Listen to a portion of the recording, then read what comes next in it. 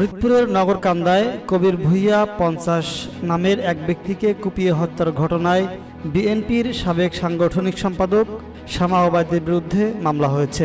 এ বিষয়ে শামা ওবায়দ বলেছেন, নগরকান্দায় সংঘর্ষের ঘটনায় আমার কোনো সম্পৃক্ততা নেই। এই সংঘর্ষ এবং পরবর্তী মামলার ঘটনার সুষ্ঠু ও নিরপেক্ষ তদন্ত চাই। রবিবার গণমাধ্যমে পাঠানো এক বিবৃতিতে একথা বলেছেন তিনি।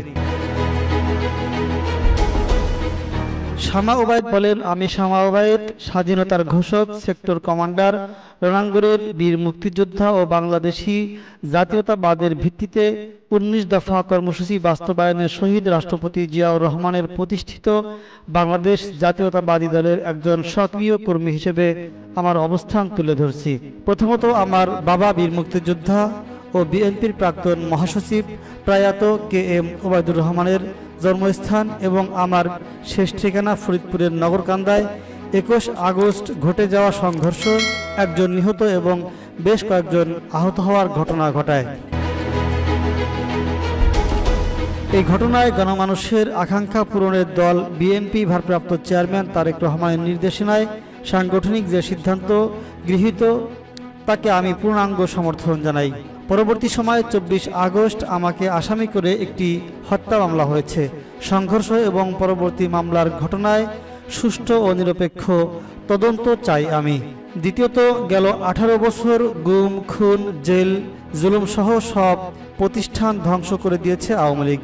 এমন ধ্বংসযজ্ঞ থেকে পুনরুদ্ধারের জন্য বিএনপির আন্দোলন এখনও চলমান রয়েছে।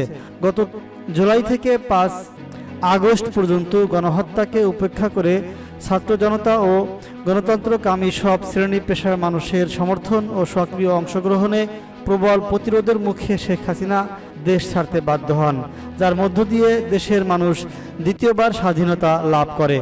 গঠিত হয় অন্তর্বর্তীকালীন সরকার।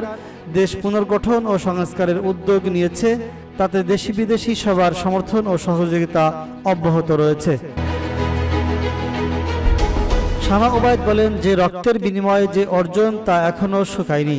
এমন পরিস্থিতিতে আমার জন্মস্থান তথা আমার শেষ ঠিকানা ফরিদপুরের নগরকান্দা সাধারণ ছাত্রদের সঙ্গে বিএনপি ও তার অঙ্গ সহযোগী সংগঠনের অনেক নেতাকর্মী সমর্থকরা এখনও অনেক চিকিৎসা নিচ্ছেন।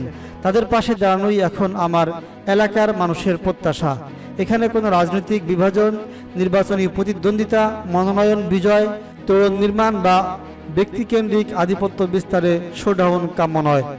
তিনি বলেন, বাংলাদেশের জাতীয়তাবাদী দলের চেয়ারপারসন, সাবেক প্রধানমন্ত্রী, গণতন্ত্র পুনঃপ্রতিষ্ঠার জন্য পৃথিবীর মধ্যে সবচেয়ে বেশি নির্যাতিত দেশনেত্রী বেগম খালেদা জিয়া ১/১১ অবৈধ সরকারের নির্যাতনের শিকার, গুরুতর আহত বিএনপির ভারপ্রাপ্ত চেয়ারম্যান তারেক রহমান, দলের মহাসচিব, স্থায়ী কমিটির সদস্য, ভাইস চেয়ারম্যান, উপদেষ্টা, যুগ্ম মহাসচিব, সাংগঠনিক সম্পাদক, নির্বাহী কমিটির সদস্যরা, দলের অঙ্গ সহযোগী সংগঠনের নেতারা, গণতন্ত্র পুনরুদ্ধারে সংগ্রামরত সকল পেশাজীবী সংগঠন সহ দেশের বিদেশে অবস্থানরত সর্বোপরি বিএনপির সঙ্গে আমার সম্পর্ক রক্তের। যে কোনো পরিস্থিতিতে দলীয় সিদ্ধান্ত মেনে দল নির্ধারিত কর্মসূচি বাস্তবায়নে আমি সচেষ্ট থাকব।